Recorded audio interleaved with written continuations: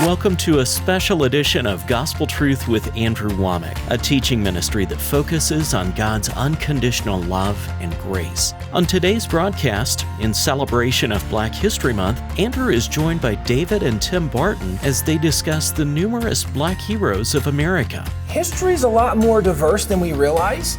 It's just that we don't know the stories and the diversity of our history. See, we give dates, names, and places today. We don't give stories and people. We don't tell the stories. And now, here's Andrew. Today I'm continuing interviewing David Barton and Tim Barton, and we've been talking about heroes, Black heroes in American history. Most people haven't heard these things. I never have. I tell you, this has been blessing me and inspiring me. You are going to be blessed. So stay tuned as I interview David and Tim Barton on today's Gospel Truth. How do you guys find this stuff? A lot of times it's providential for sure. I mean, obviously we stumble across it. I mean, really, God drops a thought of, hey, look for this, and you see a name, and you're like, well, who is this? Because there were tens of thousands of people. We don't know all their names, but when you start looking at their stories, you're blown away. For example, one of my favorite stories from the American Revolution is a guy named James Armistead. James Armistead was a slave. James Armistead was someone... He's in Virginia. That during the course of the Revolution, when Lafayette, Marquis de Lafayette, the 19-year-old French Major General, comes to America, Lafayette is a very strong anti-slavery guy. And Lafayette, as many Americans wanted to be with Lafayette because the Americans were so underfunded and didn't have the supplies and munitions, and Lafayette was funding his own troop. And so they thought, he funded bringing the French Navy to America. He funded bringing the French military to America. I mean, if it hadn't been for Lafayette and the funding and what he did, we might not have won the revolution. And he was depicted in what, the Patriot movie? He's in the Patriot movie. Yeah.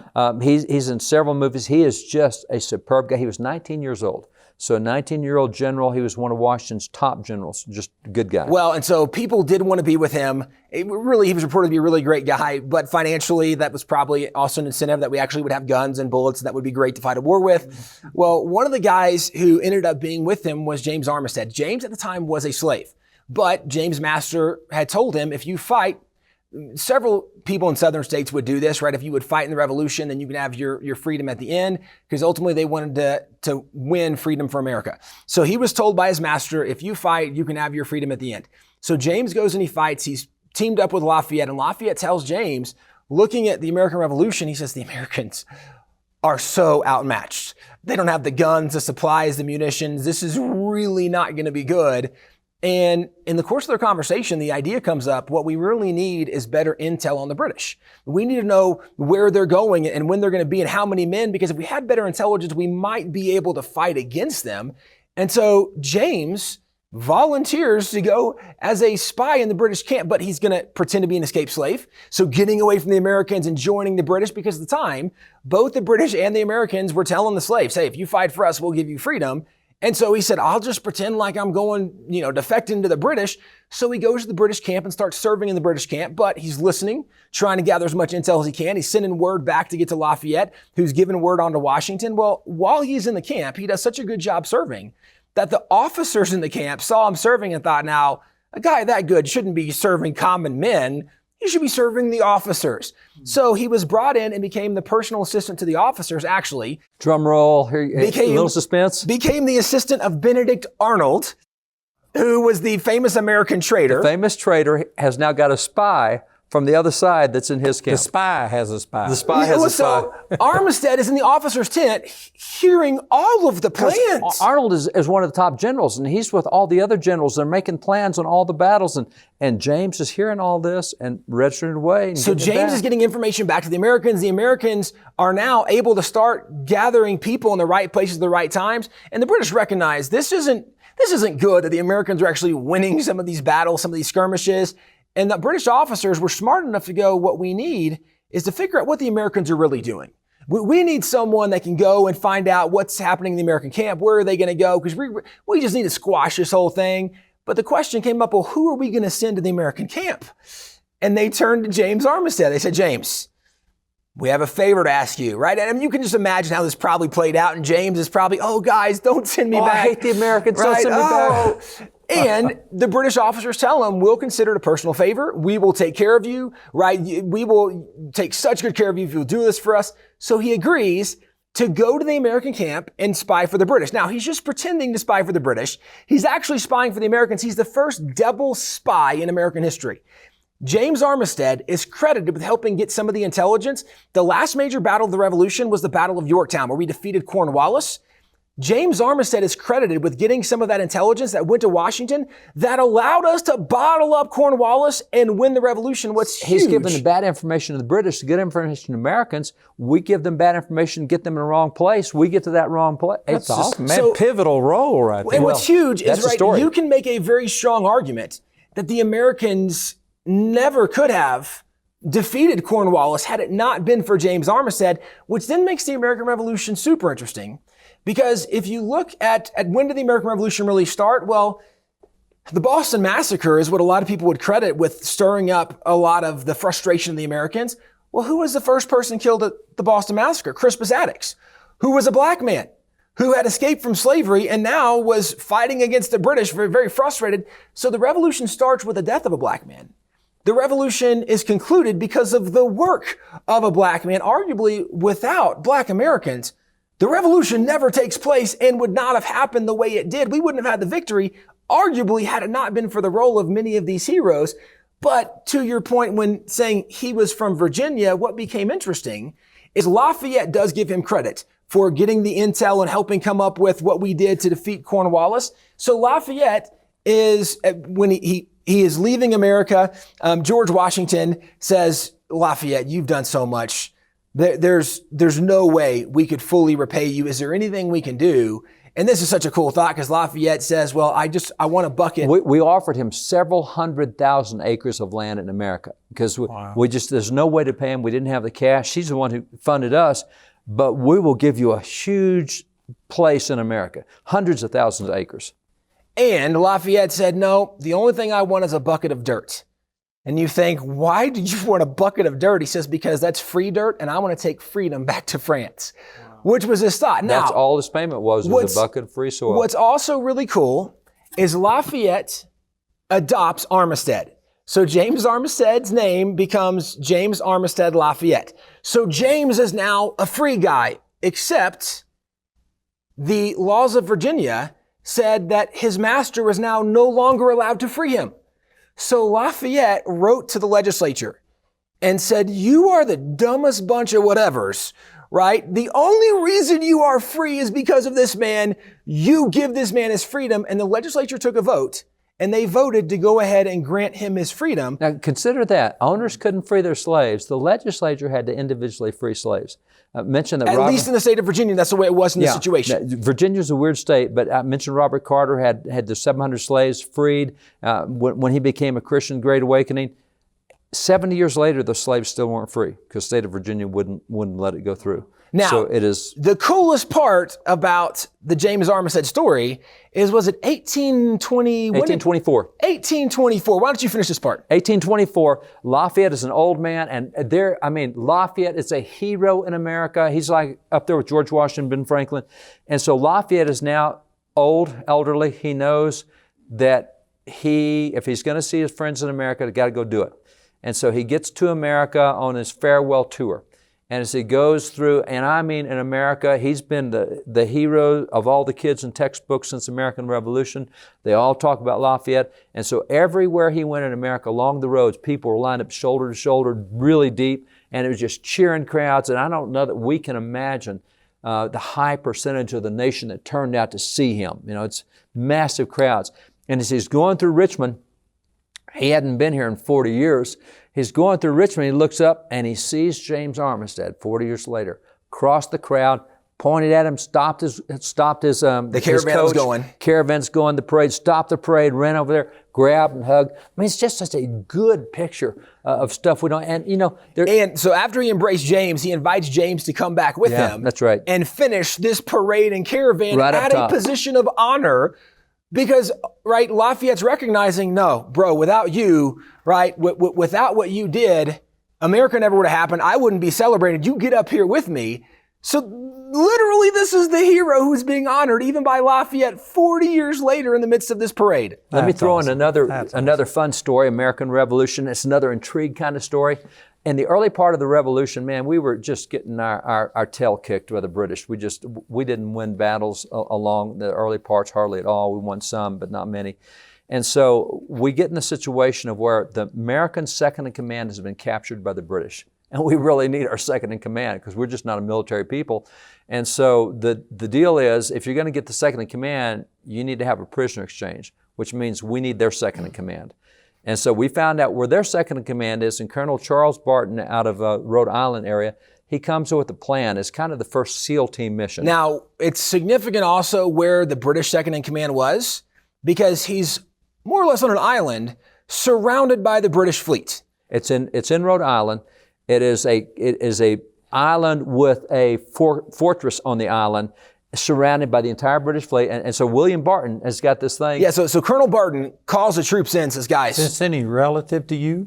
I wish it was. We have not been able to prove it was. Yeah, we haven't been able to prove it was. You know all of this about everybody else, and you don't even know care your about own us. business. Our story is not as important as their story. That's right. Yeah. So Colonel Barton calls all his troops in and says, guys, because of where this officer is, because of the fleet that's surrounding it, we're going to have to go at night in rowboats, and we're not going to be able to take guns, because if we fire a shot, the whole British fleet is going to turn on us and kill us.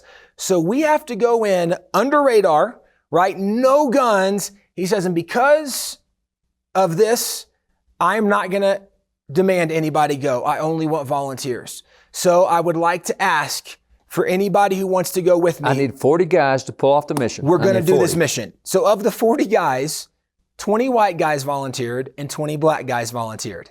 Among these, many of the majority were free blacks who volunteered for this. But because Rhode Island is not Virginia, it's not the South. So many blacks in the North were free. Massachusetts, there never was a time when blacks could not vote. I mean, there's just so many civil rights that are in the North that are not in the South. But as Colonel Barton gets his 40 men, he says, okay, so here's how we're going to have to do this. We get rowboats and the paddles, the oars, they actually wrapped rags around them to try to make them more quiet in the water. They call them mufflers. They put mufflers around the ends of the oars so as they're paddling. So they have to row through past the British fleet to get to the island. When they get on the island. So they're doing this like midnight, 2 o'clock, early morning. They have to go and you have to get past the sentry. So you knock out, you should do the sentry. Then you have to get into the fort. Once you're in the fort, you have to now find the officers' quarters. They get to the officers' quarters. And by the way, one of the guys in the front ship, right up front, was a black guy named Jack Sisson.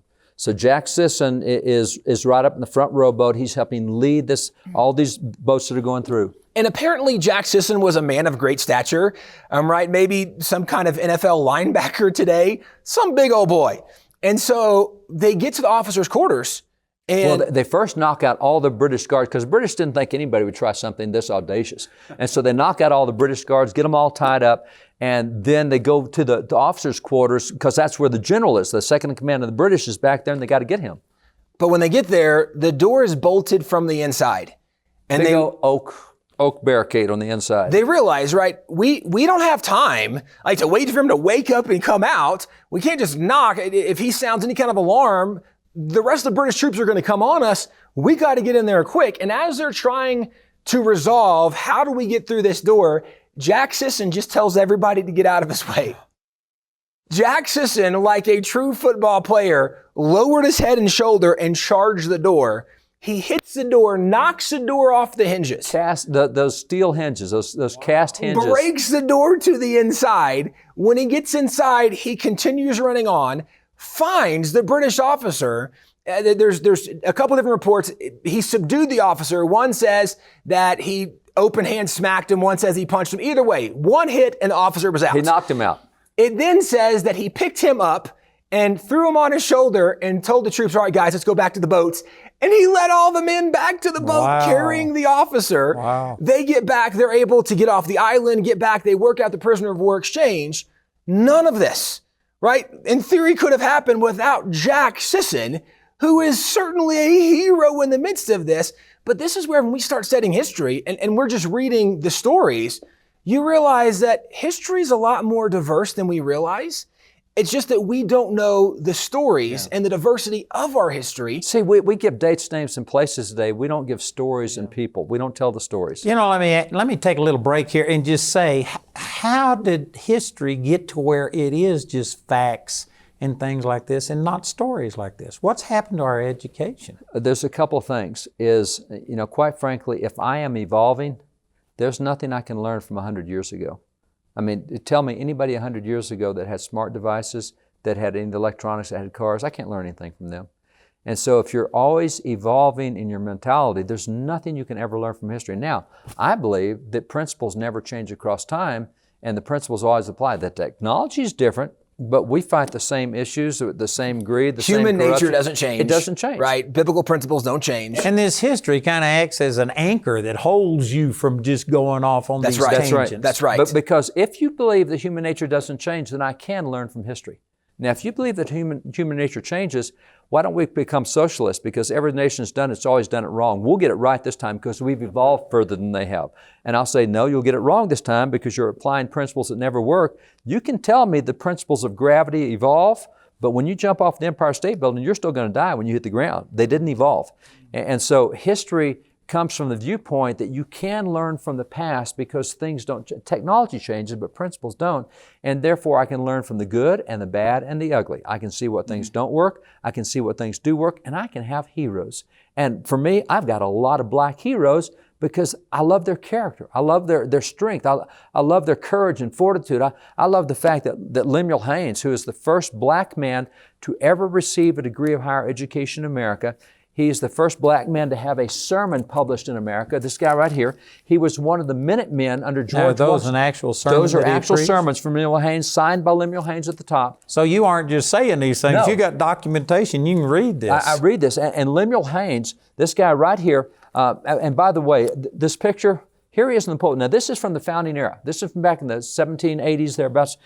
This picture of him, you can tell he's a black guy. Tell me what his crowd is down there. They look white. They're all white.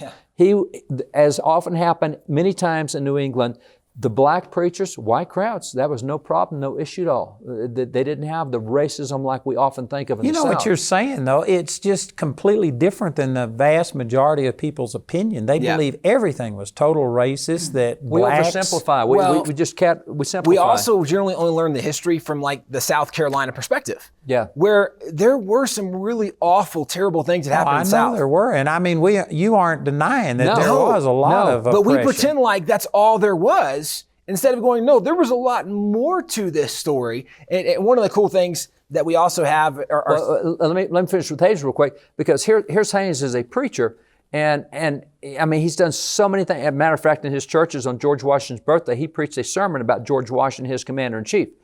But when he preached a sermon, he would usually use 20 or 30 verses in each sermon, extemporary sermon, just pop off, and he would quote the verses, chapter and verse, and I go, that's cool. I want to memorize Bible verses like Lemuel Haynes did. I don't care if he's black. I don't care if he's white. I don't care what color he is.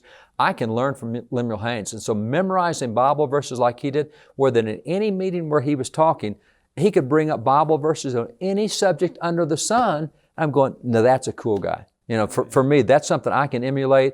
And so I don't care what color they are. They've got character, you know, Jack Sisson. I love Jack Sisson's courage, what they did, things like that. There's so many good things. And that's what the Bible, because quite frankly, I don't know what color most of these guys in the Bible were, and it really doesn't matter to me. You know, I don't know what color Samson was. There probably weren't many that look like us, but they're still heroes. They weren't Caucasian. That's right. They weren't Caucasians. And it doesn't matter because I can learn. And so that's why, you know, for us, I do so many, it's weird. I do a lot of Black history events, and I'm the only white guy in the room. I spoke at a church of 8,000 blacks, and I'm the only white guy in the building. And I'm doing Black history. But it's because we don't know this stuff anymore. And when you pull out the documents and the stories, you pull out the stuff. So there actually were history books written just about some of the black heroes from American history. This is the Services of Colored Americans from the Wars of 1776 and 1812 by William Nell. William Nell is the first black man to hold a position in the federal government. He's a significant What was the guy. date on that? The date was 1852 and 1855. He has two books here. William Nell, right there. That is the man who wrote that book. And so here's this other book. Now this big book right here is one that is Tim will read the I'm title holding right it upside here. down. Yeah, sorry. It says, The Colored Patriots of the American Revolution. And this entire book was just about the heroes, the black heroes. That's not a thin book. From the American Revolution.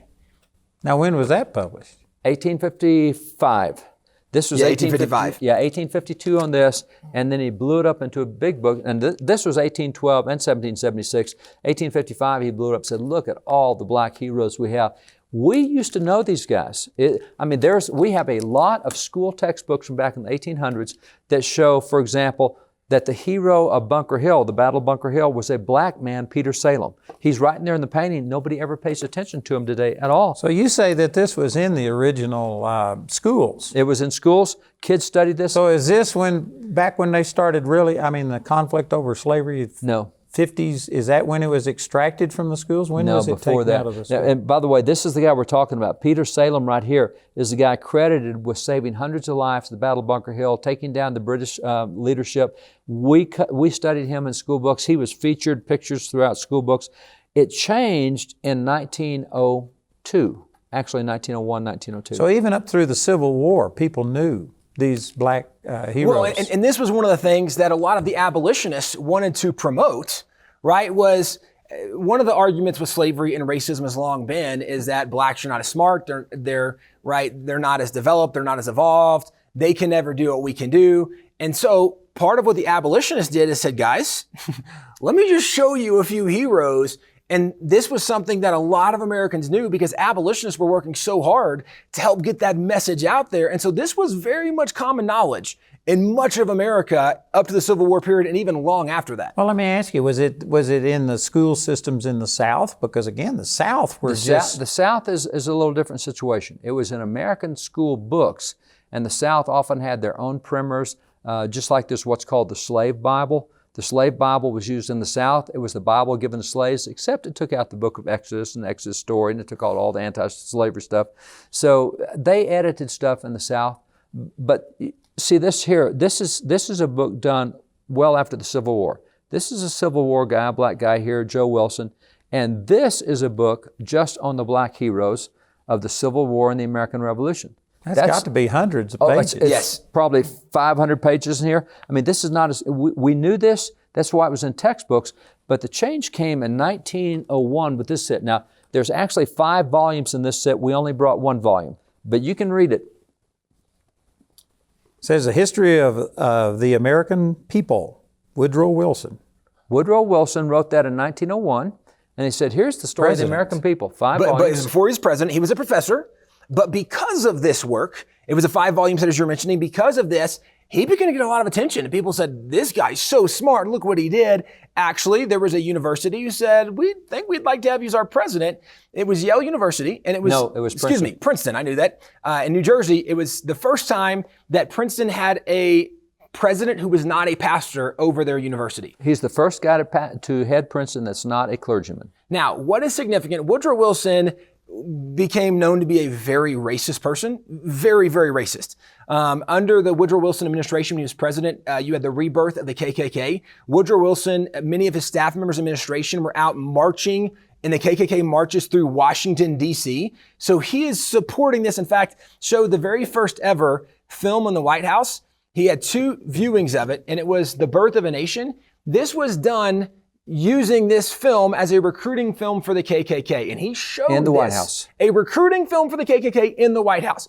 So he's an incredibly racist person. But it's worse than that. The guy who wrote the script for the film used that book to write the script. Oh, wow. Used Woodrow Wilson's book to write the script for the Klan recruiting film that Woodrow Wilson then showed in the White House that brought back what we call the rebirth of the Klan, the second revival of the Klan. I tell you, we had an awesome interview with David and Tim Barton today, and it's going to continue all week long. And then David is going to stay with me another week, and we've recorded all of this and put it into this album. This actually contains not only the 2 weeks interview that I'm doing here during Black History Month, but I also interviewed David Barton in 2009 and then again for 2 weeks in 2013. So you've got a total of 6 weeks of interview with them talking about history and a godly perspective on it. This is a great thing. I encourage you to get it. Listen to our announcer as he gives you more information about how you can receive this teaching on God and country. Today you saw a portion of Andrew's interview discussing Black History Month and the role Black Americans have played in America's history. This entire interview is available as part of the God and Country album, which also includes previous interviews with David Barton discussing America's godly heritage. God and Country is available in either a CD or DVD album made from our daily television broadcast. Each of these valuable resources is available for a gift of any amount when you contact us.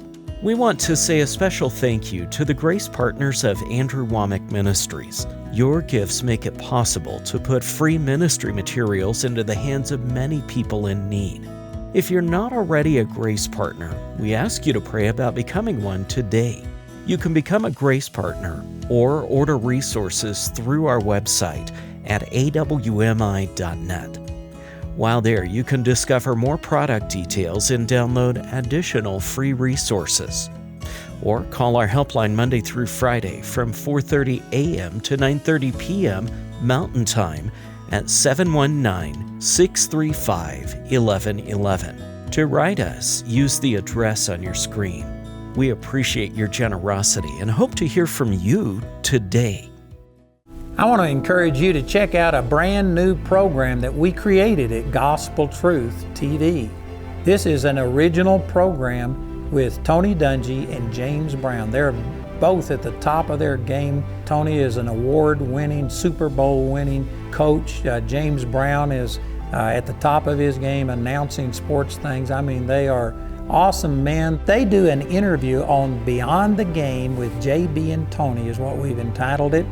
And they interview these sports figures and share things with you that usually get cut out on the secular networks. These sports figures are going to share their heart with you about their relationship with the Lord, and I tell you, it'll be a blessing. So check it out, 9:30 a.m., 9:30 p.m., twice a day on Sundays on gospeltruth.tv.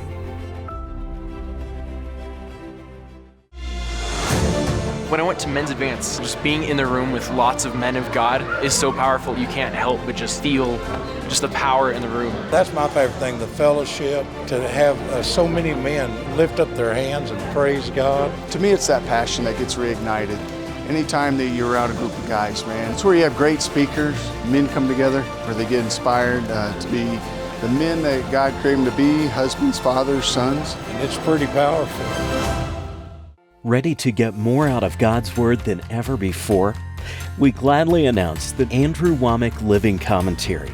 This continuously updated living commentary is now available exclusively as a download for both Mac and Windows at awmi.net. This is an early reminder for you to save the date of June the 29th through July the 3rd. Those are the dates of our Summer Family Bible Conference. This is one of the premier events that we host every year, and it's just going to be awesome. We got a special musical presentation on July the 4th if you'd like to stay over for that. It's going to be a special time. Make plans to join us for the ministry to the entire family, June the 29th through July the 3rd.